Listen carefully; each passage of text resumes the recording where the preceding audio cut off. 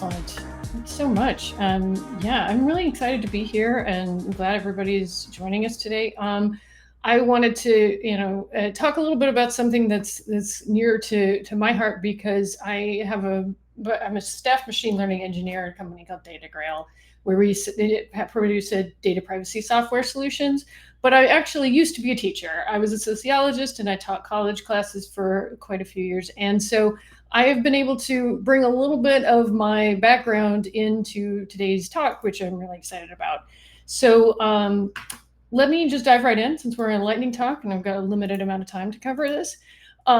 So first thing I want to talk about is like, what is the problem that I'm trying to help you solve here?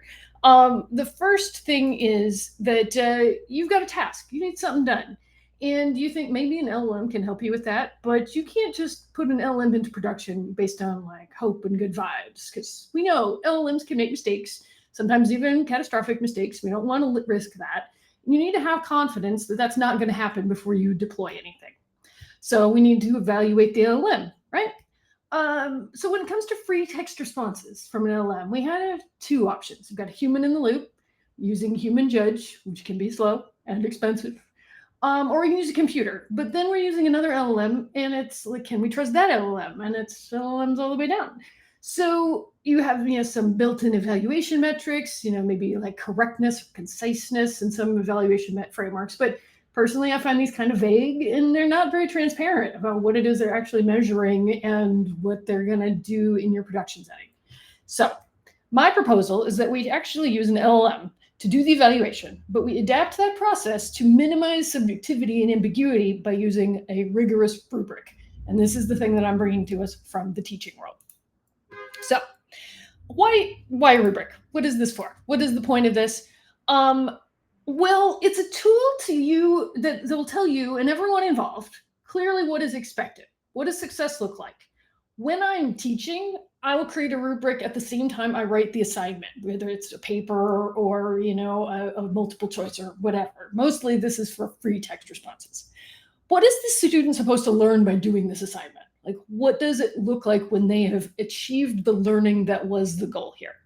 So the rubric is meant to measure whether the student learned what they were supposed to learn and whether they're exhibiting the skills they were supposed to be able to do after doing this.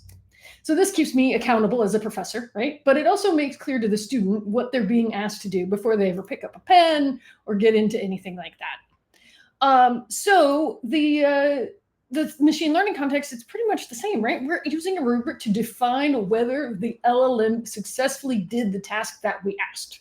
Okay. So a few notes to remember, though.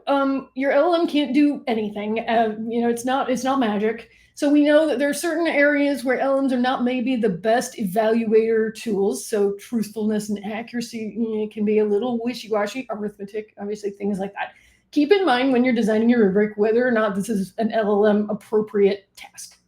And then also keep in mind, this is machine learning. We're in the machine learning space, and probability is never going to be 100% right. We need to accept a risk of error, and we need to sit with that and be okay with that too. So how do we create a rubric? What are we doing here? How do we define an acceptable response? That's the real question at the core of creating a rubric. Do we understand the problem that our LLM is trying to solve? And do we know what a good answer would look like? You need to really know your task at a pretty deep level to do that. You also need to have a sense of what matters and what doesn't. So if I'm getting an essay and I really need to know if the student understands, say, how to read a research paper, grammar is important for, being able to be understood, but it may not be the big thing here. So there's certain things that you might decide you're not going to prioritize in your rubric because they're not really the most important thing to understand whether your task LLM is getting the job done. Also, I recommend thinking from the end user perspective. Don't be afraid to get consumer feedback or customer feedback, do user research, because if your responses are going to be seen by people, not if they're necessarily going to be just part of an agent chain, but if they're going to be seen by people, you need to know what those people are looking for in a successful answer too. And that can be a really useful way to go about it. But then, so we'll figure out what a good answer looks like. We're going to spend some time on that. Then you break down that good answer into measurable components. What are the traits of that good answer that we care about? Then you'll describe different levels of performance. So what does it look like when they're really, really stink? And when is it really, really good? And what does that look like? Assigning point values to each one. And I'll look at an example in a second so we understand kind of what that means. And then each component's numeric score can be combined, averaged or, summed or whatever you want to do to get an overall score. All right. So here's a sample. Let's talk about it. First, we're defining the goal. We have a project. We know what the goal is. An LLM should be providing friendly, professional responses to users asking for product details. Okay. So there's 4 themes here that I've assigned for this rubric. It has to be friendly. It needs to be professional. It needs to be complete. And it needs to be on topic. Okay. I'm just breaking down number 3 because I think this one's kind of an interesting one. Complete. Does the response thoroughly address the question that was asked? 0 means no. No answer to the question, nothing addressing the question, it would generate an error. So that's 0 points. 0 points on our scorecard. If it got some of the answer, it answered a little bit, but there's like big old holes, 1 point. Response answered most of the question, and there's a few gaps, but it's not like the end of the world. It's a decent answer. We'll give it 2 points, and then 3 points is it got it perfect, completely addressed the entire question. Great job. I would say 2 maybe is a passing grade here. 3 is like A+. Now, think about this. Can you, as the human person in this context, convincingly and clearly decide where you would grade it? If you can't, if you look at the rubric that you design and you're like, I'm really not sure if this answer is a 1 or a 2, that will happen. And you need to think about, like, how do you know? What is the breakdown? And maybe add more description, more clarity to the different values so that you can really decide the difference between a 1 or 2 or 2 or 3. And that's important because we need to be human validating whatever we're asking the LLM to do. And I'm going to talk about that in a second. Also, consider that the points don't have to be, ordinal. You don't have to go 0, 1, 2, 3. You could go, 3, 10, 20, you do whatever point scores you want, changing them to be relative to the priority you placed on equality and on the highest point values should be on the most important things. That's my recommendation. So then we got a rubric. Awesome. Fabulous. Not done yet. We need to validate and calibrate to make sure that this rubric is going to do the job and that our evaluator LLM can actually work with it. So this is the process in a bit of a nutshell. First, you need to create validation sample texts. Like whatever your LLM is supposed to be spitting out, you want to get some examples that are similar to that of varying quality. And this is key. You need some really bad ones. You need some stinkers in there. You need some that are bad on different criteria in the rubric. Like one's rude, one's incomplete, but very polite, this kind of thing. Then you use the task LLM to generate samples if you want to, but you don't have to. You can write them yourself. You can, whatever is going to get you things that are close enough to resembling production data, because this is validation data right here. Then first, you go grade them yourself. You get your pen and paper and you get your rubric and you go give them the point scores. And it'll take a little bit of time, but it's worth it because you're trying to calibrate your LLM's judgment to your judgment so that you can use it like a TA. You can use it as do the grading for you so you don't have to. Think about that rubric. Think about whether you get fuzzy spots and you're like, is it a 1 or a 2 or a 3? Because you need to be able to make sure that that's very clear for the LLM. Then go to ask the evaluator LLM and just be out of the box. LLM doesn't matter. It doesn't need to be pre-trained or it doesn't need to be tuned by you or anything like that. But ask it to grade all the same cases with the same rubric. I love Deep Eval's interface for this myself. I like that framework for the like actual code infrastructure, but there's also some other ones, and I've got some links at the end. So then you've got your grade, you've got the LLM's grade. Analyze the differences. Where did it say, I gave it a 3 and you gave it a 1 or something like that? And what you want to do with that is you want to do this sort of cycle that I've got on the slide here, and adjust the prompt to the evaluator LLM to get closer to your score. Now, don't change your scores because your scores are ground truth now.